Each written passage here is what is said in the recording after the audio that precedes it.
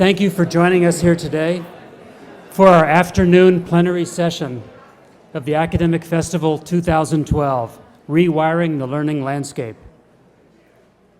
We hope you were with us this morning when President Furman and I presented our next speaker with the President's Medal of Excellence for his achievements and work in the field of education technology. Matthew Pittinsky is quite literally rewiring the education landscape. I can't help but notice many young faces here today, so I can only imagine that a large percentage of you have firsthand knowledge and experience using some of the platforms that Matthew has played a part in developing. Blackboard is a pioneering e-learning company that he co-founded in 1997.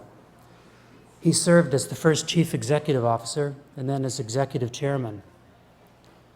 Blackboard now has 7 platforms and has an impact on tens of millions of students and users on a daily basis.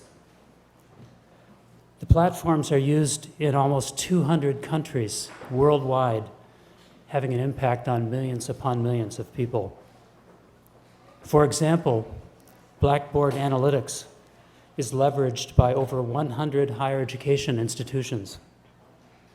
Blackboard Connect has delivered billions of messages with over 800 million alone in 2010.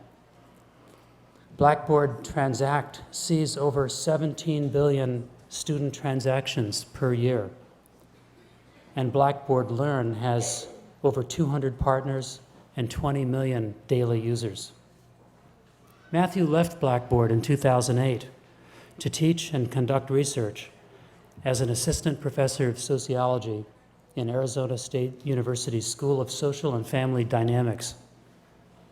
He remains a research assistant professor at ASU with specializations in economic sociology, sociology of education, and social network analysis.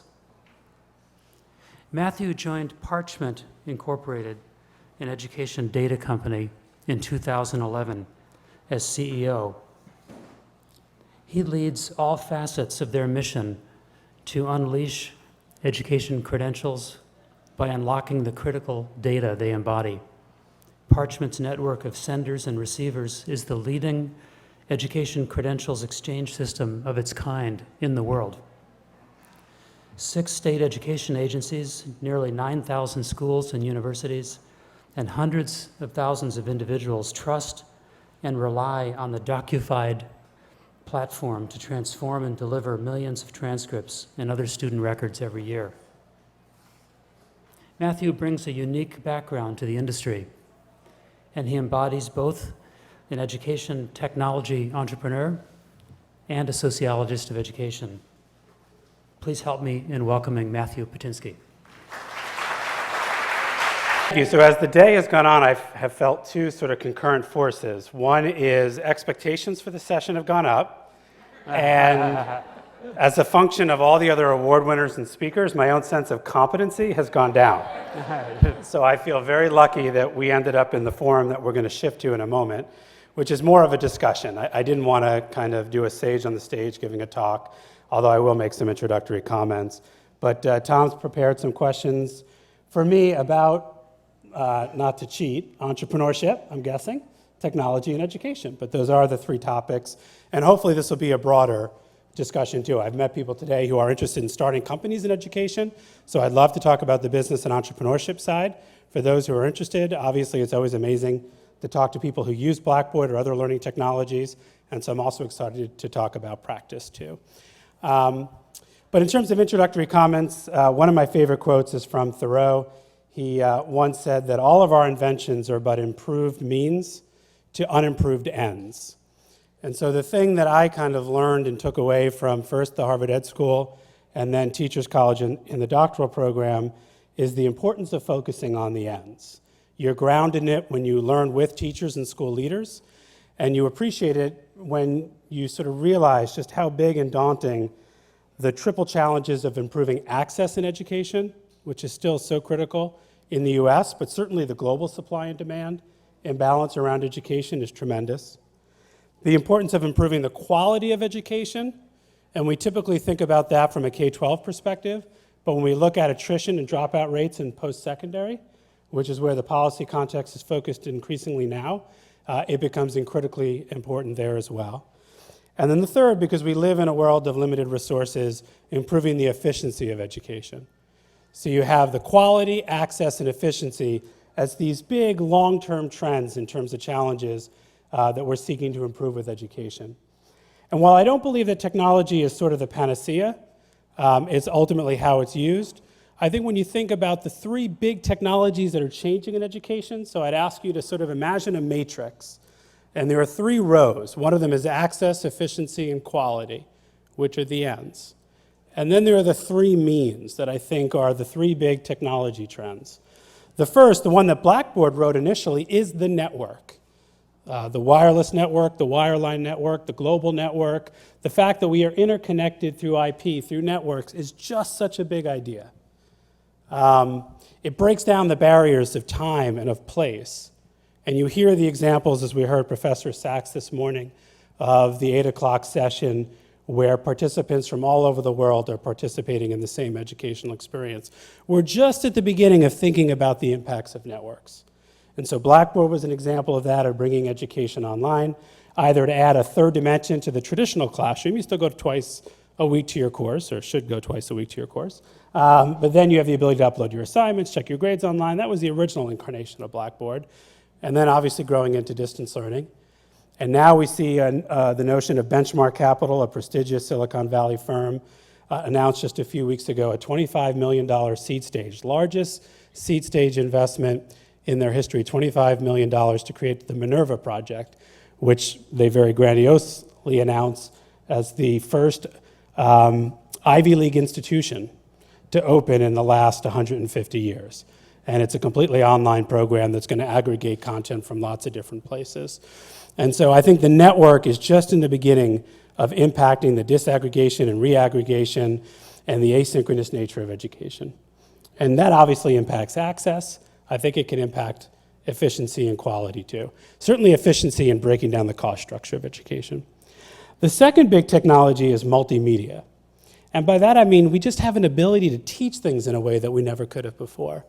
It's the electoral politics simulation that show you how just 100 votes in one particular county can change the outcome of an election. It's the virtual dissection of a frog, which is a boon to many, many people who hated dissecting the real frog, but also allows you to, as Professor Furman or President Furman talks about, every click is being tracked in that dissection to really understand the kinds of competencies that are being developed and where we need to step in. The ability to explore the galaxy, or the ability to explore history.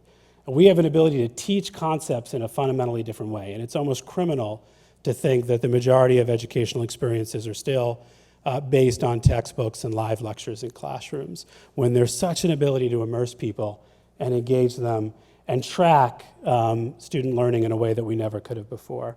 And that obviously impacts quality, and I think it also impacts efficiency as well.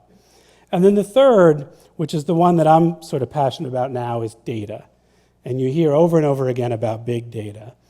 But the funny thing about blackboards and live classrooms is we have this amazing instructional experience for 45 minutes or an hour, and then it goes away. The blackboard is wiped out, students leave, the questions are gone forever, the lecture is gone forever. But as technology increasingly plays a role in the delivery of education, all of that data stays.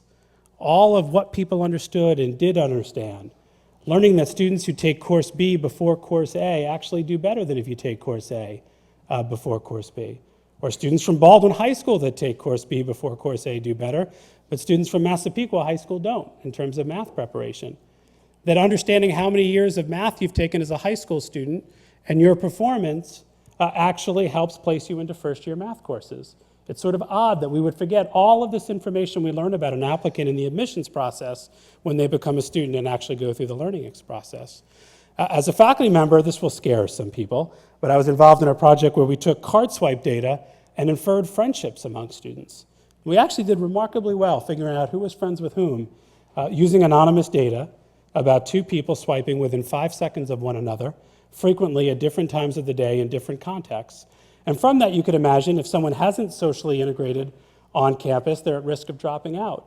We know that if a friend drops out, it normalizes, increases the risk that I'll drop out. It also is a little bit scary to think that we were inferring friendships from everyone from their card swipe data. So that's not one that I'm necessarily suggesting in a practical sense. But the potential of data, of big data, is so tremendous for personalizing educational experiences, creating feedback loops from K through 12 to post-secondary. There are small and big ideas there as well. And so what kind of gets me excited, not that technology is the universal solvent, but what gets me excited is that there are these three big sort of ends, these three big challenges in education: quality, efficiency, and access. And we have three transformative technologies: the network, multimedia, and data. And when you build out that matrix, even if you're not sort of an entrepreneur by nature, immediately your mind will race to each of those cells and the 100 ideas that exist in those cells, small and big, that I think can play a role within education. You know, my academic background is in sociology, and so I ultimately taught in a sociology program. I didn't do much around technology, actually. When I was here, I just sort of hit away and went through a fairly traditional program. But I wanted to be part of the TC community, because that matrix at the end of the day only will be realized not by entrepreneurs, but by practitioners, by the teachers and the school leaders who can think about the technologies that they can create internally and the policies and the practices they can implement internally to use what's happening in the marketplace and bring it to work. So to learn, and now this is called a segue, to participate in a discussion with practitioners who I feel like, not everyone here is a practitioner, I know. There are other forms, but most people are practitioners, is why I came to DC and made the experience much richer. And it's why I'm very honored to have a chance to be put to the test in a discussion with Tom and everyone else here about entrepreneurship, technology, and education. So thank you very much. I'm going to begin by asking a question that Bradley Battaglia passed along. And it really, in a sense, while the matrix is still lingering in our minds that you just described, let's ask the question of what do you anticipate will be the role of brick and mortar schools 20 years from now, of which we are one here. Yeah, you know. yeah. So let me first say, a lot of people don't like Blackboard, and it's fine if you don't like Blackboard. So when you're thinking of questions, don't hesitate to be challenging. I want to put sort of the elephant in the room. I like Blackboard, but that's good. So first, I studied sociology of education. I believe education is a social process. And one of the things that concerns me about the direction of online education, and this isn't just the for-profit education space, this is very, very much happening in the not-for-profit space, is the way that traditional terminology in education are being abused in kind of an online context. So a web page with a PowerPoint is called a course. That's not a course. A course has an expert faculty member or teacher, whatever role they're playing, guide on the side or sage on the stage. And it's a social experience in terms of other people being part of it. And then obviously there are the resources as well. And so I chose, long after Blackboard existed, to come to a physical brick and mortar place to learn. My children will as well. And I really think it's around, so I think there's a vibrant future for brick and mortar. I'm not someone who subscribes to the view that, I think Trucker or someone announced that 80% of colleges were going to go out of business in the next, 30 years. I think that's silly. First off, I think it dramatically underestimates the cultural role of schools and universities. It's sort of like saying the internet's transforming the church. I think the school and the university is more like the church than like Amazon or Barnes and Noble. But also because I just think there are elements of the educational experience that are uniquely suited to being in a place together, interacting in a live classroom session with the benefit of presence. But it is going to be highly augmented. I would be beyond frustrated and disappointed if my children don't go to a college where they're taking some amount of courses from other institutions, because no institution can provide it all. I'd be highly frustrated if their faculty member had colleagues all over the world and was teaching those articles and didn't have those colleagues participate in the lecture when they're teaching those articles.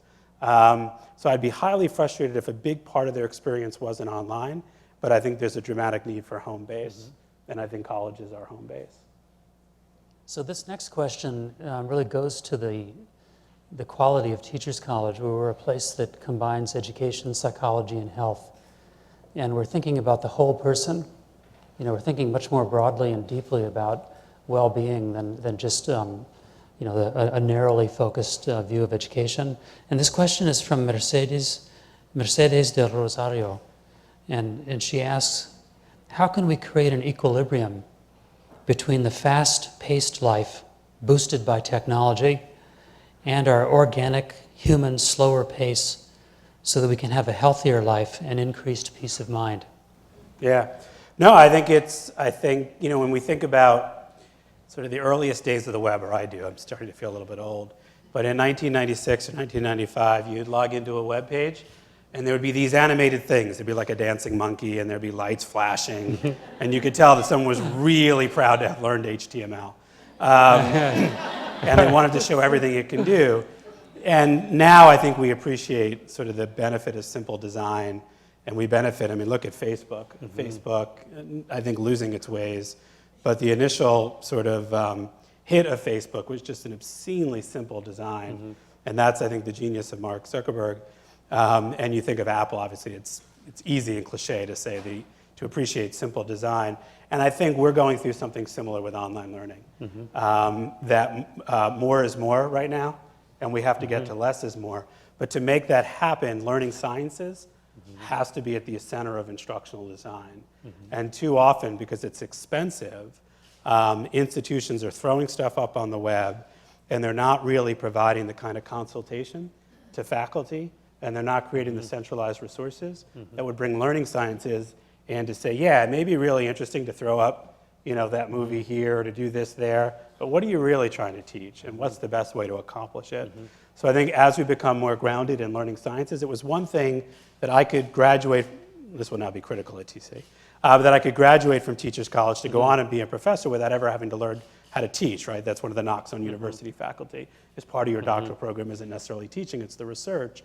In a traditional classroom environment, we've all experienced the ups and downs of that. In an online environment, you have to be grounded in learning sciences if you're going to be responsible for helping to develop and even to teach an online course. And that's a big challenge for TC. You described sort of a view of Teachers College where we have the health, we obviously have the traditional education development programs, we have cognition and psychology, and the view was that to do education well, you needed to have that complete picture.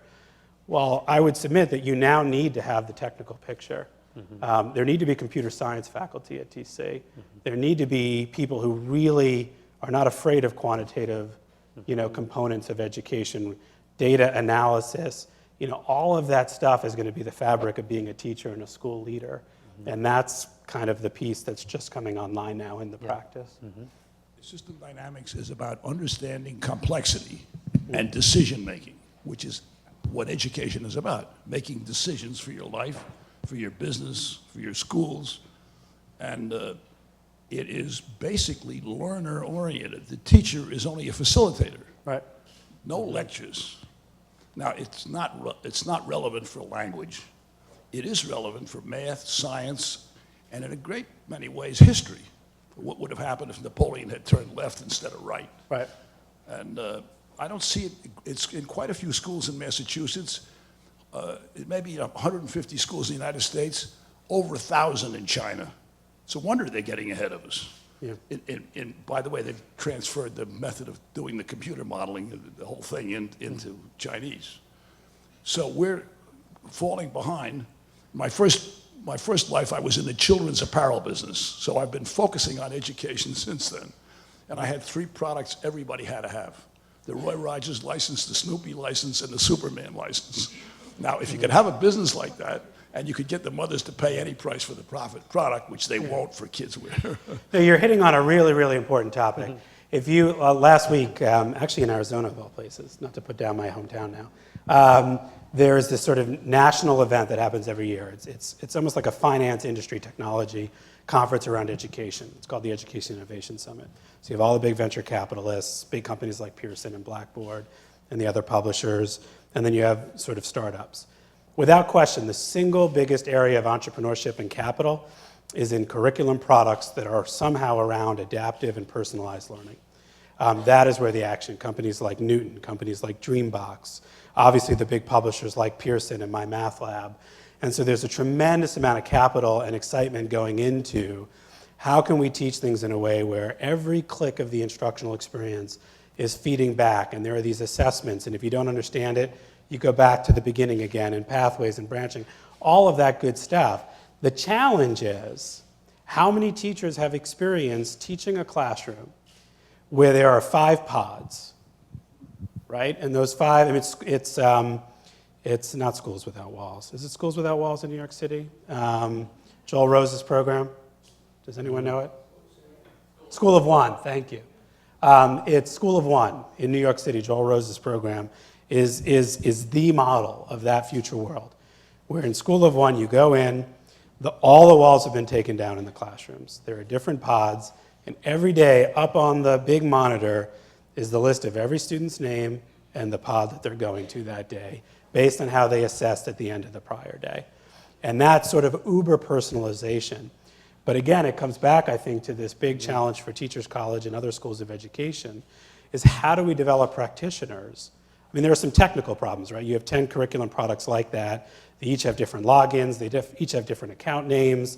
There's no then centralized hub for how that data gets aggregated, where the effectiveness of these products can be compared. I don't mean to get into the weeds, but there actually are some infrastructure issues in imagining that world, and School of One is experiencing that. But how do we develop practitioners who understand that mode of teaching, that's part of their practicum? And that's the new frontier to catch up on. Let's take another question so we give some other people a chance. One thing that concerns me is the word parent has not come up. I've heard about what we need to do for the practitioners, teacher training, et cetera, et cetera. In your schema of how this would work in an ideal situation, where do parents come in this process? How are they engaged? Are they engaged after the teachers gain facility with the technology and the programs? Is it concurrent? Are they part of the creation process? Where do you see them fitting in? As we all know, they're a critical part of the education process. Yeah, so now I feel bad I didn't find a way to mention parents. Well, I think I said I was. So I think in a couple of ways. First off, the secret of Blackboard's success is really 2 things. One is we always sort of criticize these quote-unquote Luddite faculty, Luddite teachers. That was absolutely not our experience, right? You made it obscenely easy, and you could argue whether Blackboard is obscenely easy today. But back then, Blackboard was obscenely easy for a teacher to create an online course, and they wanted to. It may have been to solve a very simple administrivia type problem, like distribution of lecture notes, handing in assignments online, online assessments so that they grade automatically, for less critical aspects of the course. But they led the way. And that was true in higher education. In K-12, it was the parents. Parents would say, why can't I? And now list any 30 elements of their life with every kind of institution they interact with, except maybe their doctor's office. And they would ask why I can't do that with the school. Why don't I know, what the homework is tomorrow? Why can't I access, what my child submitted and what your comments are on it? Why can't I see the discussion? How do I get involved in the instruction? So I think parents are very powerful change agents in that way. I think the challenge for parents will be, and it gets back to kind of the learning sciences notion. Yeah, my oldest daughter is going to go into kindergarten, and so I had to do the dreaded kindergarten tour. And Arizona is a very big choice state. So the assumption isn't you go to your local community school, it's that you shop. And the social pressure, at least among the people that we're with, is that you shop. And our presumption was we go to the local community school unless there was something wrong with it, quote unquote. And so everyone thought we were horrible parents because we didn't visit a ton of different schools. But going into that school, I realized how completely incompetent I was to evaluate the school. I have no idea if it's a good school. Unless I actually sat in and saw the kindergarten teacher teach 3 to 4 classes, right? And then saw the 4th grade teacher do it, and then saw the 6th grade teacher do it, how would I ever in the tour understand if it's a good school or not? Because it depends on the teacher that my daughter has, all of those other kinds of issues associated with it. And I realized just how uninformed I am, and I'd like to think, I've had some experience in education. So it's the same thing with technology. Parents bring in, and this, I'm explaining now because I haven't been in that position, although there are helicopter parents when you're a faculty member in college, you'd be shocked to discover. Parents bring in teachers, tell me, an expectation for what the instructional technology environment is going to be like that is equivalent to Facebook and Chase and Amazon.com. And to our comment earlier, that's not always the best thing from a learning sciences perspective. And so now you have this tension. I always think of the smartboard example. Every school now has smartboards so that they could put PowerPoints up and write on them, right? But parents, if I saw a smartboard, I'd be like, they get it. This school is, focused on technology. So parents are change agents, and the challenge is going to be, how do we make sure the parents create the right incentives rather than the wrong incentives?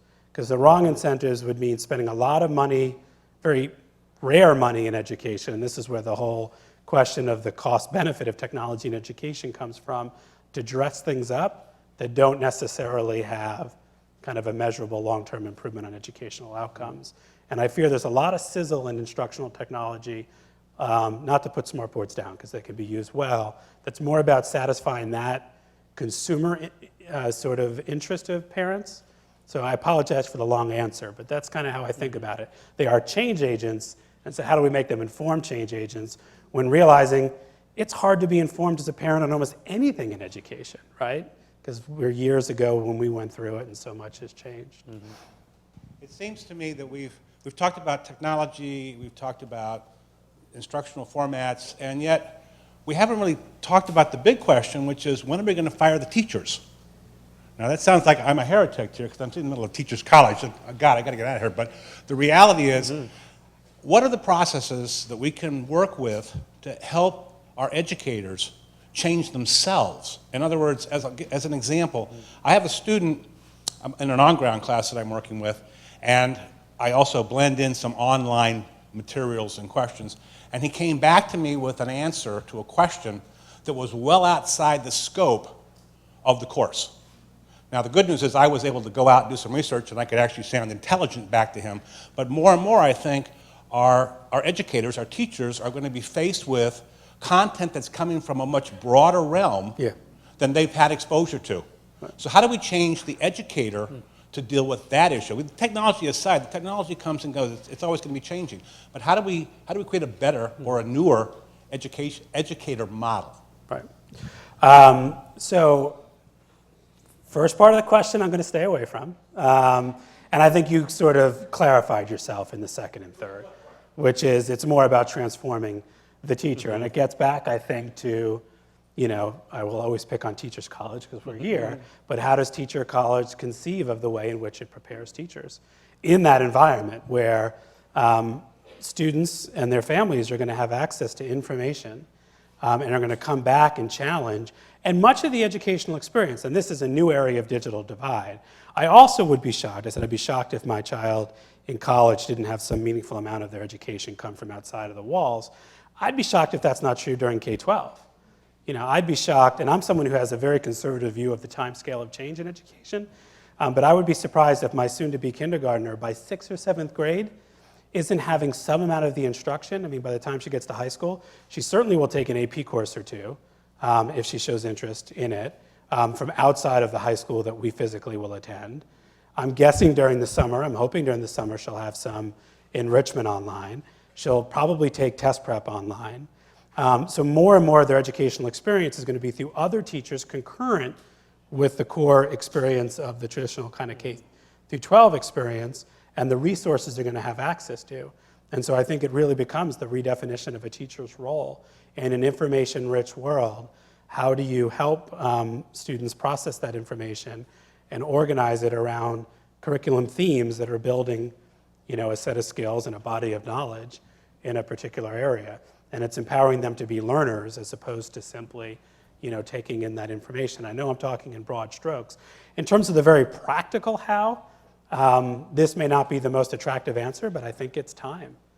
I think it's just going to take time as the profession evolves and as new teachers come in and as they come through new programs. But if there's the greatest risk to that is in schools of education. Are they going to make the rapid pace?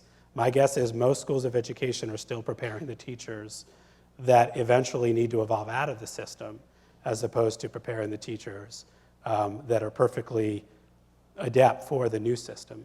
I know that sounds like a critical thing to say, but it's at least my experience visiting schools of ed when I was at Blackboard and seeing how they use systems like Blackboard.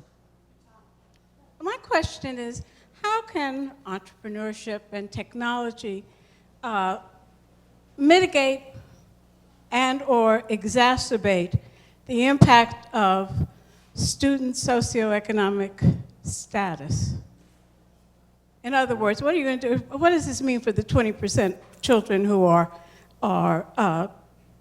as we were told this morning, who are in poverty, and schools where, everybody's parent doesn't have an iPhone or an iPad or access to technology? Right. These are all really big questions. I hope no one thinks I actually have the answer to these questions. But I can at least mention Right, you can say some things. I can do some things to kind of stimulate. Einstein once said that there are only 5 people in the world who truly understood his theory of relativity, and he wasn't one of them. And I'm feeling like that right now. So let me first say that I do think mobile technology is kind of a big thing. And people underestimate across socioeconomic, and we talked about this morning in terms of access to cell phones in Africa. So you may or may not be surprised by just how broad-based adoption of smartphones is and the technical literacy. So I'm not sure that's the case. Sometimes hopefully there's no one from the Gates Foundation, but Gates Foundation is kind of big about that there are these fundamentally missing skills and technologies and hardware platforms, and so to focus on technology as a way of closing the gap, you're just exasperating it because there isn't the access. And I think that's not quite the case. I think you'd be pretty surprised at the access to technology and the literacy of technology across the socioeconomic spectrum. That said, how can it close it? I'd like to think my current company, Parchment, plays a role in that. So if you upload your transcript to parchment.com, we'll tell you not only what are your chances of getting into a particular college, but how those chances change if you take a 4th year of band versus 6 AP course. We'll give you the 20 schedules or transcripts that maximize your chances.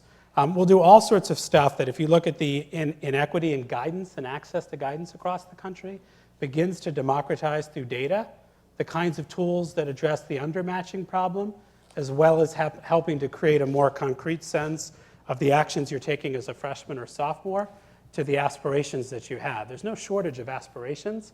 What there's shortage of is pathways to realizing those aspirations. So I think that's an example where it can close. Obviously, an area where it can expand is, I talked about I think literally hundreds of millions of dollars that are going into adaptive learning products. Those are expensive. And I think that while there are forces like Gates and federal funds, right now my guess is that the typical student using one of these more sophisticated kinds of curriculum products is in the upper SES spectrum as opposed to the lower SES. And that's where then, we see the potential to divide. So I think that's a real dynamic with any new technology, is who gets it and when. A couple of years ago, Larry Cuban had a book out called Oversold and Underused. And one of the essential premise of that is that computers and education, and basically it's all about generating a better sense of efficiency in learning and improving the ability to do procedural tasks more efficiently, rather than actually transforming the learning process. And I was wondering if you feel that the goal of education, particularly at the K-12 level, is to transform the learning process as often has been claimed, or is it really more in the efficiency realm? Thank you. That's a great question. So let me first say that sort of book infuriates me. And you feel like there's this, I don't really ever get angry, so it doesn't literally infuriate me, but metaphorically infuriates me.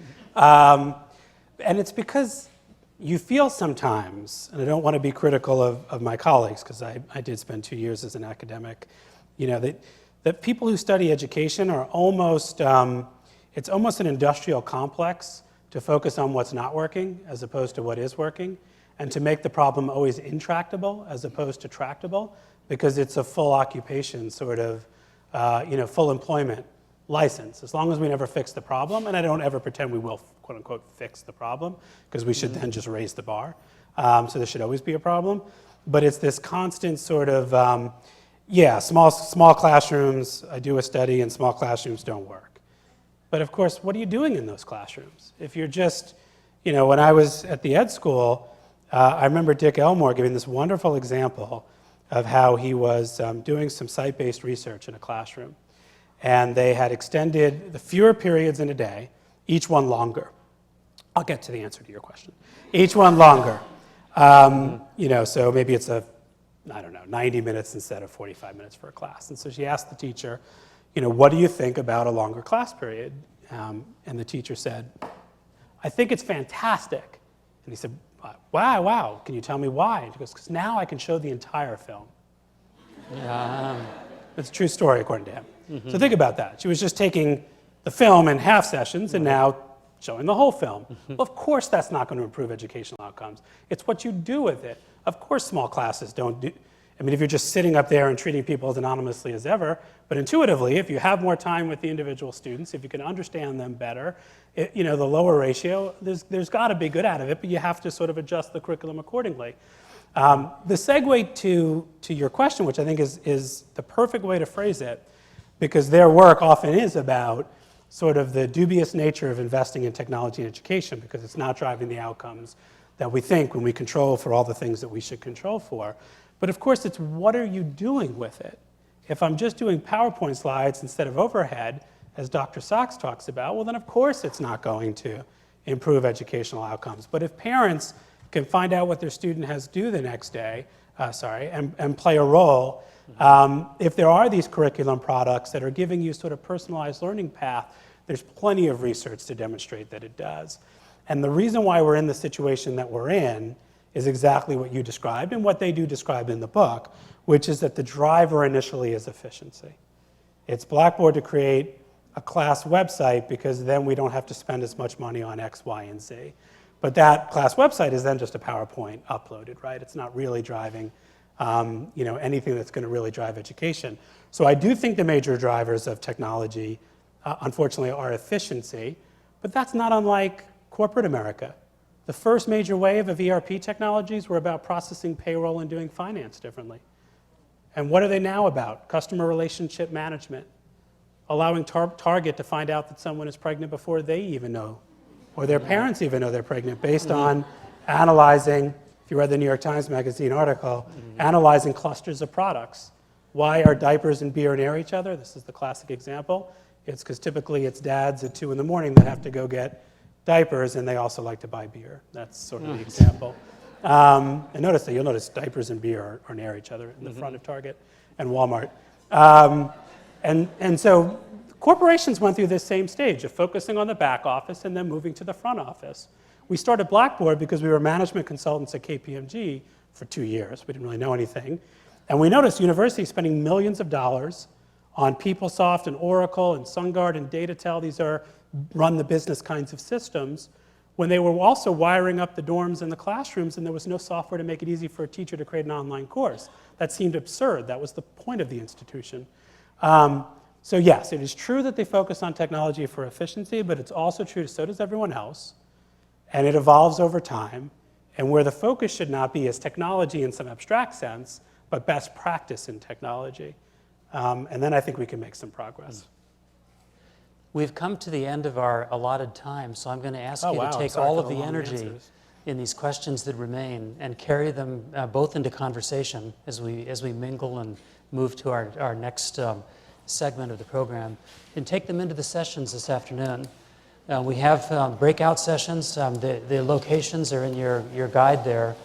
And please join me in thanking Matthew Pittinsky for this wonderful conversation. Thank you. Thank you for doing this.